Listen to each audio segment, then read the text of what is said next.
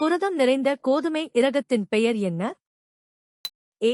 PET பருத்தி, BT cotton. B. Atlas 66, atlas 66. C.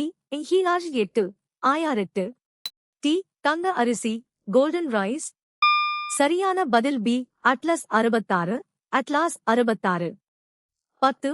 Atlas 66 என்பது அதிக புரதச் சத்து கொண்ட ஒரு உயிரி வலுவூட்டப்பட்ட பயோஃபோர்ட்டிஃபைட் கோதுமை இரகமாகும். இது கோதுமை பயிரை மேம்படுத்துவதற்கான ஒரு மூலப் பொருளாக பயன்படுத்தப்படுகிறது. A. PUT மின்சார மின்னூட்டம் எந்த அலகில் அளவிடப்படுகிறது? A. Ampere, ampere. B. Coulomb, coulomb. C. Volt, volt. T. Ohm, ohm. சரியான பதில் B. Coulomb, Colom. சரியான விடை B. சோகஸ்மெலி மின்னூட்டத்தின் C அலகு கூலூம் ஆகும். இது ஒரு வினாடியில் ஒரு ஆம்பியர் மின்னோட்டத்தால் கடத்தப்படும் மின்னூட்டத்திற்கு சமம். தவறான விடைகள். A. ஆம்பியர் என்பது மின்னோட்டத்தை கரண்ட் அளவிடும் அலகு. எந்த பண்பு பருப்பொருளின் வரையறுக்கும் பண்பாக குறிப்பிடப்படவில்லை? A. நிறையை உடையது. B. கண்ணுக்கு புலப்படுவது. C. சுவாசிக்கக்கூடியது. T. இடத்தை அடைத்துக் கொள்வது. சரியான பதில் B. கண்ணுக்கு புலப்படுவது. 1. பருப்பொருள் என்பது நிறை உடைய மற்றும் இடத்தை அடைத்துக் கொள்ளும் ஒன்று. ஆனால் அது எப்போதும் கண்ணுக்கு தெரிய வேண்டும் என்ற அவசியமில்லை. உதாரணமாக, காற்று ஒரு பருப்பொருள், ஆனால் அது நம் கண்ணுக்கு தெரிவதில்லை. பேக்கிங் சோடா மற்றும் எலுமிச்சை சாறு கலக்கப்படும் போது கார்பன் டை ஆக்சைடுடன் வேறு என்ன பொருட்கள் உருவாகின்றன? A. சர்க்கரை மற்றும் ஆல்கஹால். B. எண்ணெய் மற்றும் வாயில். C. அமிலம் மற்றும் காரம். T. உப்பு மற்றும் நீர். சரியான பதில் D. உப்பு மற்றும் நீர். சரியான விடை T. சோகஸ்மெலி சோடியம் பைகார்பனேட், காரம் மற்றும் சிட்ரிக் அமிலம் வினைபுரியும் போது நடுநிலையாக்கல் வினை ஏற்பட்டு உப்பு மற்றும் நீர் உருவாகின்றன. இதனுடன் கார்பன் டை ஆக்சைடு வாயுவும் நுரைத்து வெளியேறுகிறது. டாக்டர் மயில்சாமி அண்ணாதுரை எந்த ஆண்டு பிறந்தார்? A. 1968. B. 1948. C. 1978. T. 1958. சரியான பதில் D. 1958. 1. சரியான விடை டி. சோகஸ்மெலி. டாக்டர் மயில்சாமி அண்ணாதுரை ஜூலை 2, 1958 அன்று கோயம்புத்தூர் மாவட்டத்தில் உள்ள கோதவாடி என்ற கிராமத்தில் பிறந்தார். இவர் இந்திய விண்வெளி ஆராய்ச்சி நிறுவனத்தில் இஸ்ரோ திட்ட இயக்குநராக பணியாற்றி சந்திரயான் மனிதர் என்று புகழ் பெற்றவர். 50 கிராம் நீரில் 48 கிராம் கரைப்பொருள் கரைந்தால் கரைப்பானின் நிறை என்ன? A. 1.5 gram. B. 100 gram. C. 15 gram. T. 50 gram. சரியான பதில் D. 50 கிராம். சரியான விடை டி. சோகஸ்மெலி. ஒரு கரைசலில் எந்த பொருள் கரைக்கப்படுகிறதோ அது கரைப்பொருள் என்றும், எதில் கரைக்கப்படுகிறதோ அது கரைப்பான் என்றும் அழைக்கப்படுகிறது. இங்கு நீர் கரைப்பானாகச் செயல்படுவதால் அதன் நிறையான 50 கிராம் என்பதே சரியான விடையாகும். வெள்ளை இரத்த அணுக்களின் மற்றொரு பெயர் என்ன? A. லியூகோசைட்டுகள், லியூகோசைட்ஸ். B. இரத்த தட்டுகள், பிளேட்லெட்ஸ். C. எரித்ரோசைட்டுகள், எரித்ரோசைட்ஸ். T. த்ரோம்போசைட்டுகள், த்ரோம்போசைட்ஸ். சரியான பதில் A. லியூகோசைட்டுகள், லியூகோசைட்ஸ். 4. வெள்ளை இரத்த அணுக்கள் நிறமற்றவை என்பதால் இவை லியூகோசைட்டுகள் என்று அழைக்கப்படுகின்றன. இவை உடலின் நோய் எதிர்ப்பு மண்டலத்தில் முக்கிய பங்கு வகித்து நோய்க்கிருமிகளிடமிருந்து உடலை பாதுகாக்கின்றன. செயல்பாடு 4 இல் மணி ஜாடியிலிருந்து காற்றை அகற்ற எந்த வகை பம்ப் பயன்படுத்தப்படுகிறது? A. Siphon pump, siphon pump. B. நீர் பம்ப், வாட்டர் பம்ப். C. காற்று அமுக்கி, ஏர் கம்ப்ரஸர். T. வெற்றிட பம்ப், வாக்யூம் பம்ப். சரியான பதில் D. வெற்றிட பம்ப், வாக்யூம் பம்ப். மணி ஜாடி சோதனையில் ஒலியானது பரவுவதற்கு ஊடகம் தேவை என்பதை நிரூபிக்க உள்ளே இருக்கும் காற்றை அகற்ற வெற்றிட பம்ப் பயன்படுகிறது. காற்றை முழுமையாக வெளியேற்றிய பின் மணி அடித்தாலும் சத்தம் வெளியே கேட்காது. இது வெற்றிடத்தில் ஒலி பரவாது என்பதைக் காட்டுகிறது. நுரை மிதப்பு முறையில் தாதுவை நனைக்கும் கூறு எது? ஏ. பைன் எண்ணெய், பைனால். பி. நீர், வாட்டர். சி. கனிமக்கழிவு, கேங். டி. அழுத்தப்பட்ட காற்று, கம்ப்ரஸ்ட் ஏர். சரியான பதில் ஏ. பைன் எண்ணெய், பைனால். நுரை மிதப்பு முறையில் பைன் எண்ணெய் தாதுத் துகள்களை மட்டும் நனைத்து அவற்றை நீரை வெறுக்கும் ஹைட்ரோபோபிக் தன்மையுடையதாக மாற்றுகிறது. இதனால் தாதுக்கள் நுரையுடன் சேர்ந்து மேலே மிதக்கின்றன. பி. நீர் என்பது கனிமக் கழிவுகளே மண், கல் நனைக்க பயன்படுகிறது. திட்ட வெப்ப அழுத்த நிலையில் STPU ஒரு வாயுவின் திட்ட மோலார் கன அளவு என்ன? ஏ. 2.5 லிட்டர்கள். பி.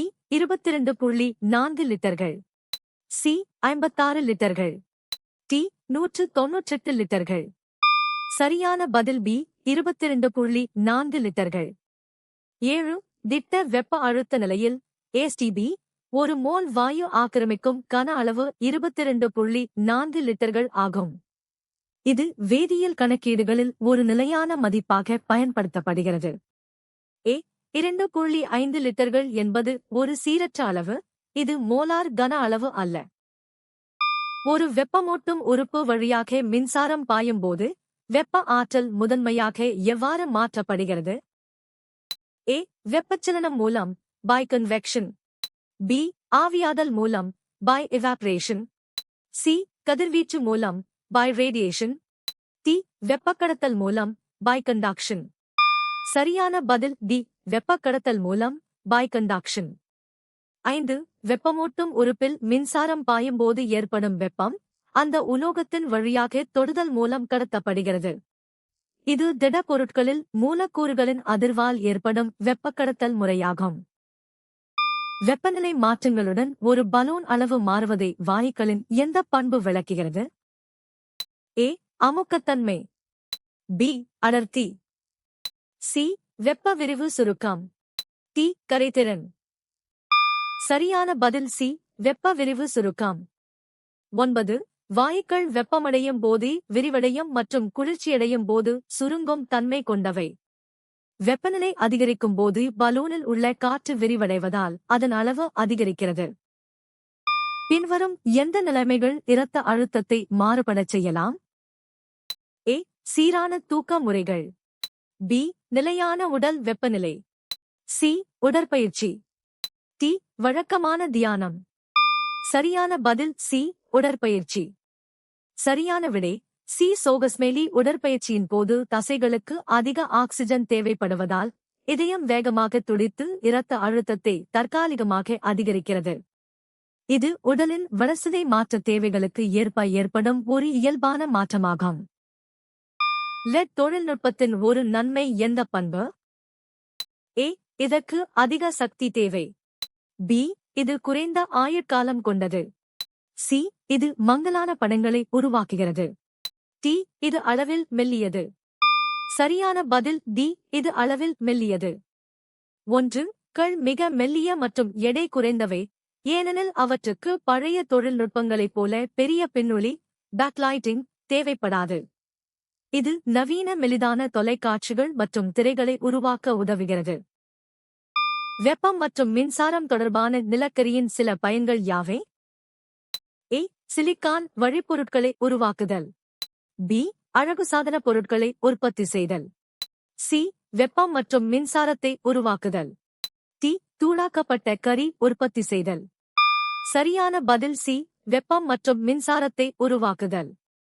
சரியான விடை சி. சோகஸ்மெலி. நிலக்கரி முதன்மையாக வெப்ப ஆற்றலை உருவாக்கவும் அனல் மின் நிலையங்களில் மின்சாரம் தயாரிக்கவும் எரிபொருளாக பயன்படுத்தப்படுகிறது.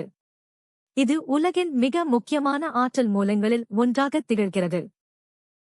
பின்வருவனவற்றில் உரையில் பட்டியலிடப்பட்டுள்ள மனித உடல் உறுப்பு இயக்கத்திற்கு ஒரு எடுத்துக்காட்டு எது? ஏ. தோல் நிறமியின் இயக்கம். பி. முடி வளர்ச்சியின் இயக்கம். சி. விரல் நகம் வளர்ச்சியின் இயக்கம். டி. கண் இமைகளின் இயக்கம்.